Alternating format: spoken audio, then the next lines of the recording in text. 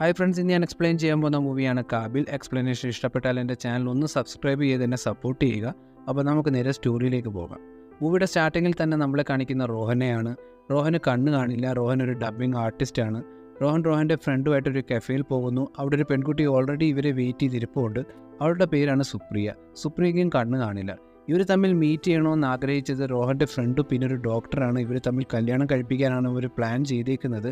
പക്ഷേ സുപ്രിയയ്ക്ക് ഇപ്പോൾ കല്യാണമൊന്നും വേണ്ടെന്നാണ് പറയുന്നത്.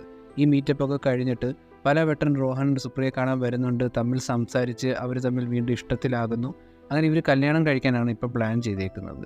അങ്ങനെ റോഹൻ ഇവർക്ക് വേണ്ടി ഫ്യൂച്ചറിൽ താമസിക്കാനുള്ള ഒരു ഫ്ലാറ്റ് കൊണ്ടുപോയി കാണിക്കുന്നു. അങ്ങനെ ഇവരുടെ കല്യാണമൊക്കെ നടക്കുന്നു. ഭയങ്കര ഹാപ്പി ആയിട്ടുള്ളൊരു ലൈഫാണ് ഇപ്പോൾ പൊയ്ക്കൊണ്ടിരിക്കുന്നത്.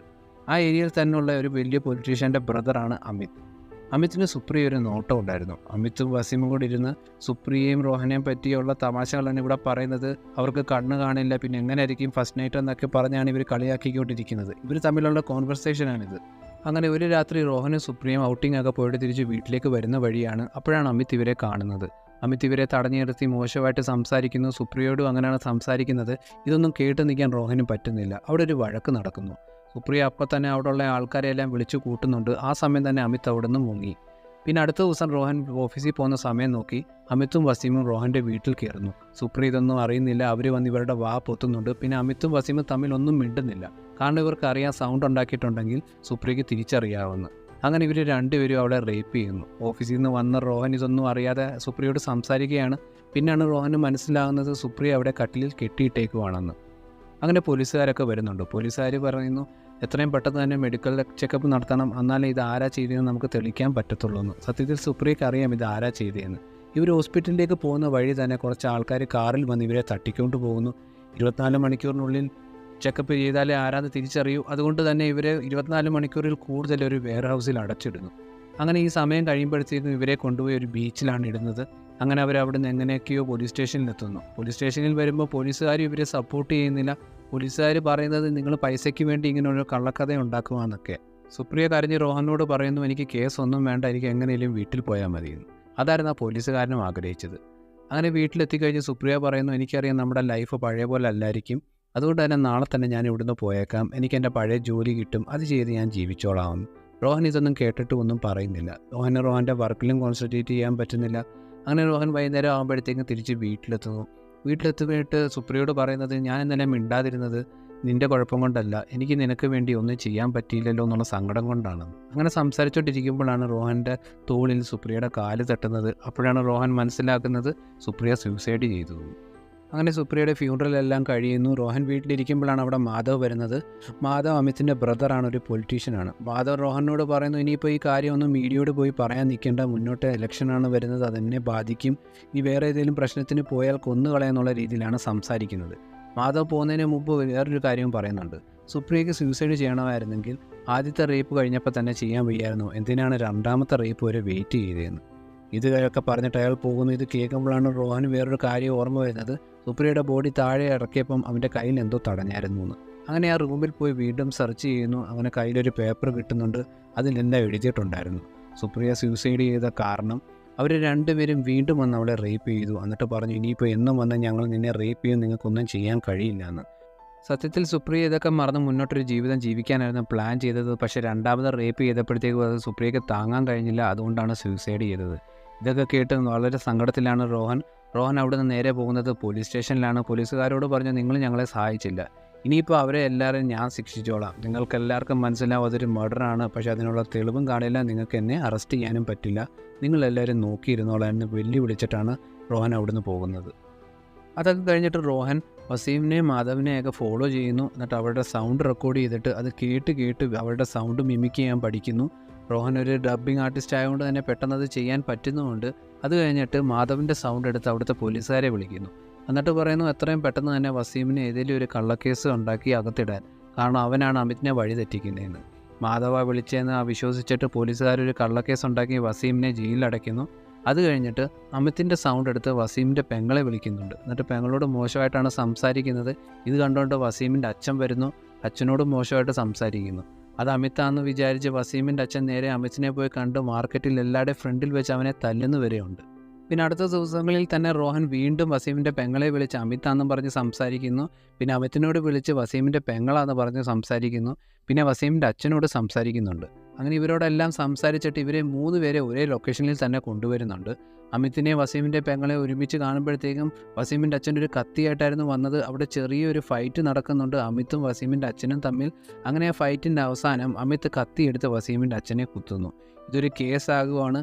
അങ്ങനെ തന്നെ മാധവ് അമിത്തിനെ ഇവിടുന്ന് നേരെ പൂനെയിലേക്ക് ഷിഫ്റ്റ് ചെയ്യുന്നുണ്ട്. കാരണം ഇവിടെ നിന്നിട്ടുണ്ടെങ്കിൽ അവനെ അറസ്റ്റ് ചെയ്യും. അത് കഴിഞ്ഞിട്ട് പോലീസുകാരോട് വിളിച്ചിട്ട് വസീമിനെ കൊണ്ടുവരാൻ പറയും. അപ്പോഴാണ് പോലീസുകാരൻ പറയുന്നത്, സാറല്ലേ പറഞ്ഞ അവനെ അറസ്റ്റ് ചെയ്യാനെന്ന്. അയാൾ പറയുന്നത്, നിനക്ക് വട്ടാണോ, ഞാൻ അങ്ങനെയൊന്നും പറഞ്ഞിട്ടില്ല, എത്രയും പെട്ടെന്ന് വസീമിനെ കൊണ്ടുവരാൻ പറയുന്നു. വസീമിനോട് പറയുന്നു, നിന്നെ ആ റേപ്പ് കേസിൽ നിന്നാണ് ഞാൻ രക്ഷപ്പെടുത്തിയത്, അതുകൊണ്ട് തന്നെ നിൻ്റെ അച്ഛനോട് പറ ഈ കേസ് പിൻവലിക്കാനെന്ന്. അത് കഴിഞ്ഞിട്ട് റോഹൻ വീണ്ടും അമിത്തിൻ്റെ സൗണ്ട് എടുത്ത് വസീമിനെ വിളിക്കുന്നുണ്ട്. എന്നിട്ട് പറയുന്നത്, നമ്മൾ സ്ഥിരം കാണുന്ന ആ ലൊക്കേഷനിലേക്ക് വരാനെന്ന്. ഇവർ വെള്ളമടിക്കുന്ന ഒരു ലൊക്കേഷനുണ്ട്. അവിടത്തേക്ക് വസീം വരുമ്പോഴത്തേക്കും കാണുന്നത് അവിടെ റോഹനെയാണ്. നീ എന്താണ് ഇവിടെ നിന്ന് പറയുമ്പോഴത്തേക്കും അവിടുത്തെ ലൈറ്റുകൾ പോകുന്നു. ഇതൊക്കെ റോഹൻ്റെ പ്ലാനാണ്. നിലത്ത് ഫുള്ള് ചിപ്സാണ് ഇട്ടേക്കുന്നത്. കാരണം വസീം എങ്ങനെ നടന്നാലും ആ ചിപ്സ് ബ്രേക്ക് ആകുന്ന സൗണ്ട് റോഹന് കേൾക്കാം. അങ്ങനെ അവിടെ ഒരു ഫൈറ്റാണ് നടക്കുന്നത്. ഫൈറ്റിൻ്റെ അവസാനം റോഹൻ വസീമിനെ അവിടെ കെട്ടി തൂക്കുന്നു. എന്നിട്ട് ഡെഡ് ബോഡിയുടെ അടുത്ത് തന്നെ അമിത്തിൻ്റെ ഒരു തുവാല റോഹൻ അടിച്ചു മാറ്റിയായിരുന്നു. അത് ആ ഡെഡ് ബോഡിയുടെ അടുത്തിടുന്നുമുണ്ട്. പോലീസുകാർ വന്ന് ആദ്യം ശ്രദ്ധിക്കുന്നത് വസീമിൻ്റെ ബോഡിയിൽ കിടക്കുന്ന ആ തുവാലയാണ്. പക്ഷേ മാധവിന് വേണ്ടി വർക്ക് ചെയ്യുന്ന പോലീസ് ഇൻസ്പെക്ടറിന് നല്ല ഡൗട്ടുണ്ട് വസീമിനെ കൊന്നത് റോഹനാണോ എന്ന്. പക്ഷേ സീനിയർ ഓഫീസർ അത് വിശ്വസിക്കുന്നില്ല. കാരണം റോഹന് കണ്ണ് കാണില്ല. പിന്നെ മാധവും വന്ന് ഈ സീനിയർ ഓഫീസറിനോട് പറയുന്നുണ്ട്, വസീം മരിച്ച ആ സമയം അമിത് ഇവിടെ ഇല്ലായിരുന്നു, അമിത് പൂനെയിലായിരുന്നു എന്ന്. അത് കഴിഞ്ഞിട്ട് നേരെ അവിടെ നിന്ന് ഇൻസ്പെക്ടർ പോകുന്നത് വസീമിൻ്റെ ഫ്യൂണറലിലാണ്. അവിടെ വെച്ച് ഈ ഇൻസ്പെക്ടർ റോഹനെ കാണുന്നുണ്ട്. റോഹനെ കാണുമ്പോഴത്തേക്കും ഇൻസ്പെക്ടർ ആ ഒരു സമയം തൊട്ട് തന്നെ റോഹനെ ഡൗട്ട് അടിച്ചു തുടങ്ങുന്നു. പിന്നെ അമിത്തിനെ കാണിക്കുന്നു. അമിത്തിനൊരു കോൾ വരുന്നുണ്ട്. ഇത് റോഹൻ തന്നെയാണ്. ഈ വട്ടം ഇൻസ്പെക്ടറിൻ്റെ സൗണ്ടിലാണ് സംസാരിക്കുന്നത്. എന്നിട്ട് പറയുന്നു, വസീമിനെ ആരാ കൊന്നതെന്ന് എനിക്കറിയാം, അതിൻ്റെ ഡീറ്റെയിൽസ് ഞാൻ നിനക്ക് തരാം, എത്രയും പെട്ടെന്ന് നമുക്കൊന്ന് കാണാൻ പറ്റുമെന്ന്. എന്നിട്ട് ലൊക്കേഷൻ പറയുന്നത് ഇവരെ പണ്ട് അടച്ചിട്ട് അതേ വെയർ ഹൗസിലാണ്. അവിടെ അമിത് വരുന്നു. റോഹനെ കാണുമ്പോൾ ഷോക്ക് ആവുന്നുണ്ട്. പക്ഷേ അത് കഴിഞ്ഞിട്ടൊരു ഫൈറ്റ് സീനാണ്. ഫൈറ്റിൻ്റെ അവസാനം റോഹൻ അമിതിനെ അവിടെ കെട്ടിയിടുന്നു. ആ വെയർ ഹൗസിൽ ഫുൾ ഓയിലാണുള്ളത്. ഓയിലെല്ലാം അവിടെ ഒഴിച്ചിട്ട് നേരെ മാധവിനെ വിളിക്കുന്നു. മാധവിനെ വിളിച്ച് അമിതിൻ്റെ സൗണ്ടിലാണ് സംസാരിക്കുന്നത്. എത്രയും പെട്ടെന്ന് തന്നെ രക്ഷിക്കാൻ വാ ബ്രദർ, അല്ലെങ്കിൽ ഇവൻ എന്നെ കൊന്നു കളയുമെന്ന് പറഞ്ഞിട്ട് ആ വെയർ ഹൗസിൻ്റെ ലൊക്കേഷനും കൊടുത്തിട്ട് കോള് കട്ട് ചെയ്യുന്നു. പിന്നെ റോഹൻ ആ വെയർ ഹൗസിൻ്റെ ഡോറിൻ്റെ അവിടെ ഒരു മെഴുകുതിരി കത്തിച്ചു വെക്കുന്നു. ഡോറ് തുറന്നിട്ടുണ്ടെങ്കിൽ മെഴുകുതിരി നേരെ എണ്ണയിൽ വീഴും. അവിടെ വലിയൊരു ബ്ലാസ്റ്റ് ആകും.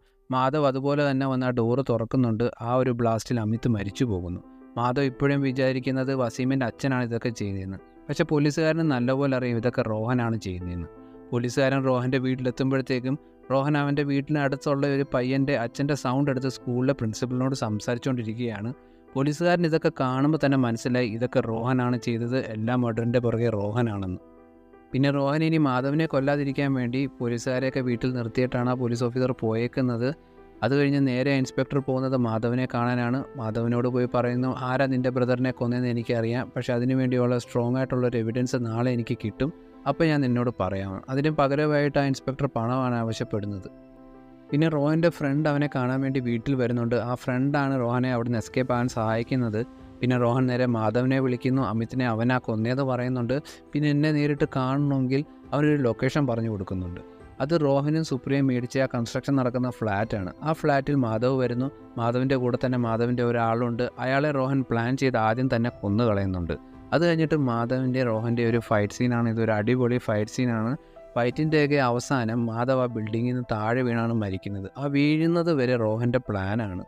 അങ്ങനെ അടുത്ത ദിവസം രാവിലെ ആകുമ്പോഴാണ് പോലീസ് ഈ കാര്യം അറിയുന്നത്. ആ ഇൻസ്പെക്ടർ റോഹനോട് വന്ന് ചോദിക്കുന്നുണ്ട്, നീ എങ്ങനെയാണ് അവനെ കൊന്നതെന്നൊക്കെ. പക്ഷേ റോഹൻ പറയുന്നു, ഞാനാ കൊന്നതെന്ന് നിങ്ങൾക്കറിയാം, പക്ഷേ അതിനുള്ള തെളിവ് എന്തെങ്കിലും ഉണ്ടോ എന്ന്. ആ പോലീസുകാരൻ റോഹനോട് പറയുന്നു, ഞാൻ തിരിച്ചു വരും, നിന്നെ അറസ്റ്റ് ചെയ്യാനായിരിക്കും ഞാൻ തിരിച്ചു വരുന്നതെന്ന്. അങ്ങനെ റോഹൻ എന്നും കോൾ ചെയ്യുന്ന ആ കടയിൽ പോയി ആ കടക്കാരനോട് ചോദിക്കുന്നുണ്ട്, ഇയാൾ ഇവിടെ നിന്ന് എന്നും കോൾ ചെയ്യുമായിരുന്നു. പിന്നാണ് പോലീസുകാരൻ ശ്രദ്ധിക്കുന്നത് ആ കടക്കാരനും കണ്ണ് കാണാൻ കഴിയില്ല എന്ന്. സത്യത്തിൽ റോഹൻ പറഞ്ഞ കാര്യങ്ങളാണ് ഇപ്പോൾ സത്യമായിരിക്കുന്നത്. പോലീസുകാർക്കറിയാൻ റോഹനാണ് കൊന്നതെന്ന്. പക്ഷേ റോഹൻ്റെ എതിരായിട്ട് ഒരു തെളിവ് പോലും അവർക്കില്ല.